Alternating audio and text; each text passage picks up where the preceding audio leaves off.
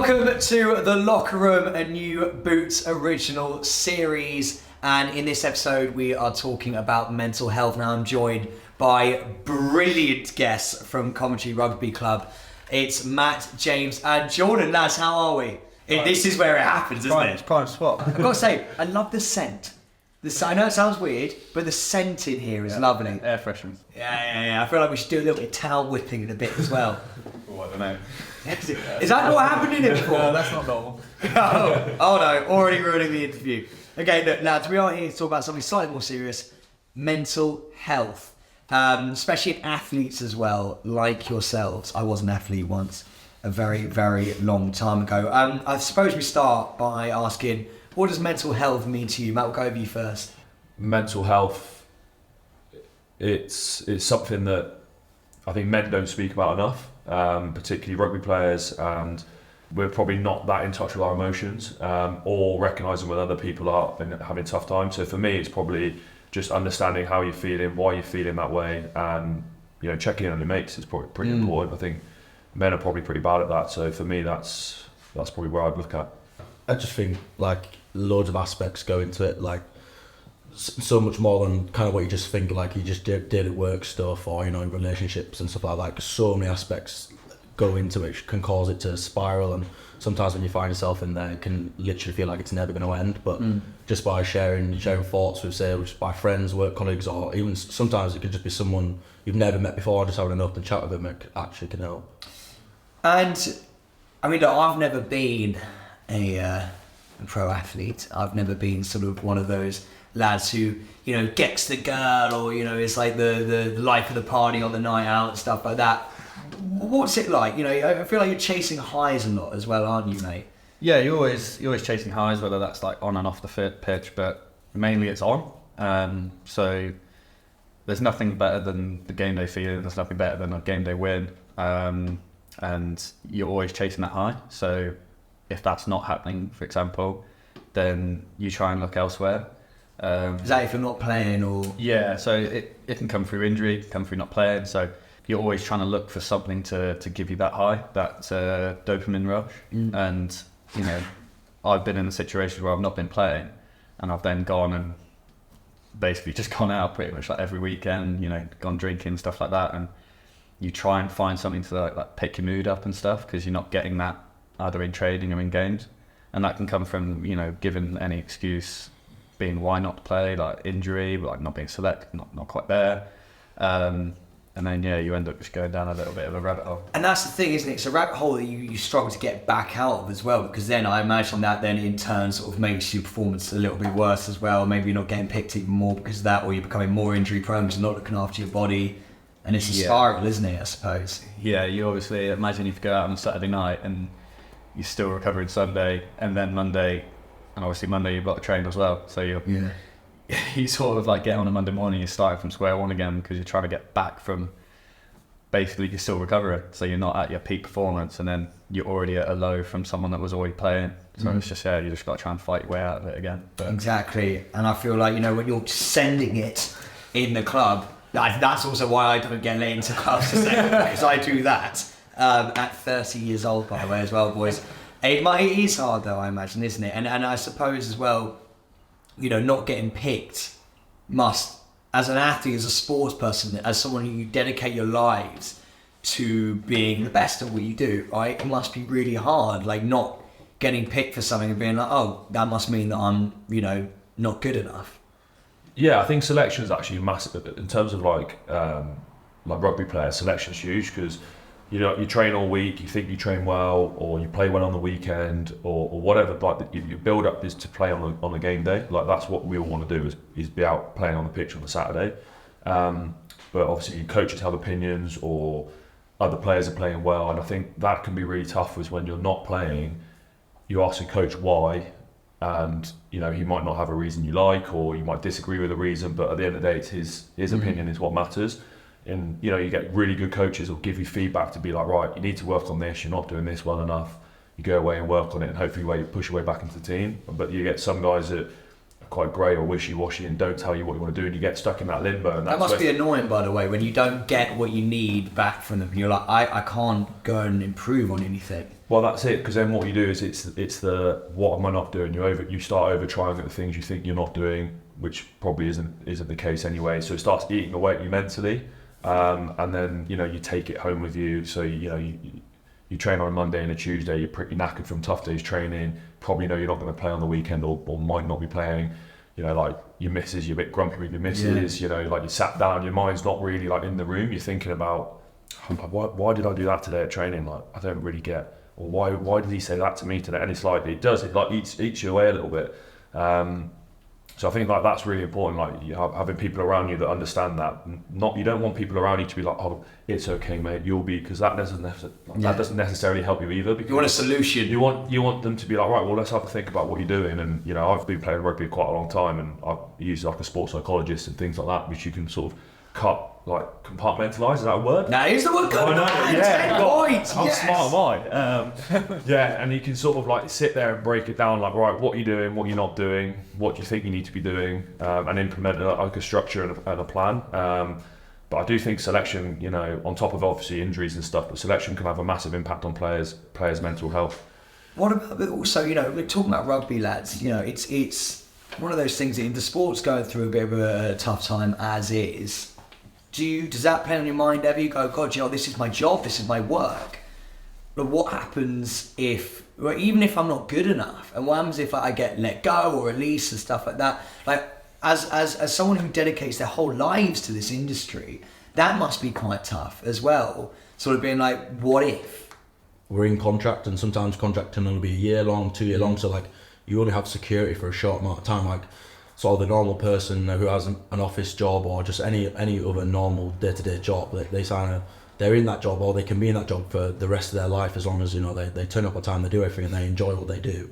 With us, it can be short, it can be 1 2 years. So it always comes around in cycles. So like say you have security for say 2 years, like myself, I had security for 2 years, but like I'm out of contract this year, and it's all that thing. It's a bit like, well, it's what if Coventry don't want me, and then it's that whole process of like I need to look elsewhere, and then it's also like sorting out stuff with like Kev, if he's got to move his family again, or myself got to move potentially with like my partner, and just things like that. Like it causes so much more tough stress. in the personal life, right? Because you've got with your partner as well, and like, right, we might have to sticks and move again or go somewhere else. Like, that must be really hard for the old, I was gonna say the noggin, I don't even the head. That as well as I suppose injury as well, right? Because that's not even your fault. You can literally just be having an amazing game, and then bang, one bad tackle, and something's torn in your knee or something like that, and then there's nothing you can do about it, and then all of the years that you put towards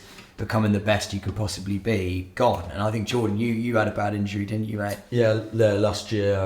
Up until that point, I'd gone through a phase of not having any injuries, luckily enough, for a good 5-6 years, and then. Last in rugby, year, that's amazing. Yeah, well, yeah. So say pretty lucky. You get people who kind of pick up bumps and bruises here and then, and that was it. But for a good 5-6 years, nothing. And then it was our second game of the season away at Jersey. Just sort of halfway through the game, just sort of damaged my right foot. I was out for 3 months, for about 3-4 months out of that.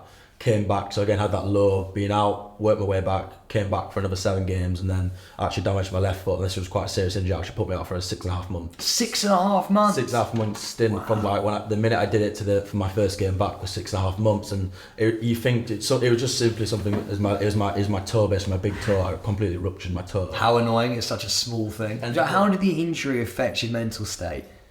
Well, at the start, I just kind of just got on with it, but then towards the end, the last few months was like a really hard place for me personally. I literally just felt like a bit of a fraud, like being here, like I mentioned it. I'm a rugby player, I'm there to play rugby, and I wasn't doing my job title. So yeah, it really affected me on that side, and it was just that sense of I just completely felt lost. Like I literally just felt like I was coming in here, going home, and just and it was affecting home stuff as well, like my relationship at the time. Like I was just kind of in this horrible mood and arguing with her and stuff like that. And then I wasn't opening up at the time about it. I just kind of kept it to myself, and she was trying to get it out of me, but then it just caused me to sort of lose my head at her a little bit more, just being like, look, I didn't tell her I just didn't want to speak about it at the time. I just kind of said like, yeah, it's fine. I'm okay. And like I realised after, and I kind of had some good reflection after, like I probably wasn't, and I think up until that point, I'd say I'd probably really never suffered with that sort of like mental health. Does that resonate with you boys when you hear that? Is that sort of like, how does that make you boys feel when you hear that your teammates like sort of feeling that way and going through that? Yeah. Sort of on his own as well, I suppose, when you know your boys are all going out there doing the job and stuff like that. Well, like, what does that, as a teammate, how does that make you feel? It's obviously tough to hear, and it's obviously, you know, we've all been through injury, so we sort of get the sort of the same mental state, but it's the sort of things that we try and do to sort of take the mind off it. I think Jordan mentioned it earlier. We have a local sort of setup where we do a lot of things outside of training, so we do try and take our minds off it. Whether that's, you know, coffee is the main one, coffee and cars. That's the classic one. You know, cinema trips, whatever. I love the cinema. Yeah. But mate, boys, the thing is, like, let's talk about the positives, I suppose, because, you know, even being in this dressing room now, right? Dressing room. That was the most showbiz thing I've ever seen in my entire life. What I meant was, we're in the changing room. Okay? We're in the room of dreams, right? Like, there is something about the camaraderie, isn't there, in team sport, but maybe even specifically rugby, where you have each other to lean on. How much has that helped you guys? It's, as you said, like, rugby's that, we call it a brotherhood, and I think that's sort of the best way to sort of sum it up, really. Like, when you become teammates, you form a friendship instantly, pretty much, and it doesn't matter what goes on and off. You can sort of, you are friends at the end of the day. You're our teammates, so there's that sort of bond. Who's your favourite out of these two lads? Unfortunately, I've known Paulie longer. Wait, you're not supposed to answer that. That was like one of those questions. I love it. Can't choose I between pick. Not like, yeah, Paulie. I'm going to sit on the fence. We've been through a lot. But also, you know, look, we were just saying, as a team, being close-knit to each other, that must massively help. You said it was a brotherhood. Do you feel like it's the same? Do you feel like you know, whenever you're in this close-knit sort of community, it definitely helps with the head? Yeah, definitely. I think rugby's unique in the sense, like, you train all week against each other, like, whack lumps out of each other in a weekday, like, training, you know, like, we go pretty full on, and then on the weekend you do the same against other people. You shake hands after the match, you know, hugs, bum taps, all that sort of jazz, and then you go for a couple of beers. So what's a bum tap? Yeah, we'll do some bum taps. Lovely bit of a Do you give me what you would do? What is it? I'm not sure. Right, go. Are we doing this? Yeah, go. So like, yeah, like this, yeah, like that's well played, mate. Yeah, nice, awesome. Oh, that's so nice. Really nice to have to play. It was quite forced, but you'll enjoy them when they're not so forced. But No, I quite like that. Yeah. Each their own. But also, it's the underneath the left button as well. It's not just one; it's a couple. Yeah. It's a couple. So it's always the clap and then underneath. Well, just if you want to pass, just a little butt cap. I love that. There's some other teams that did some different ones. Yeah.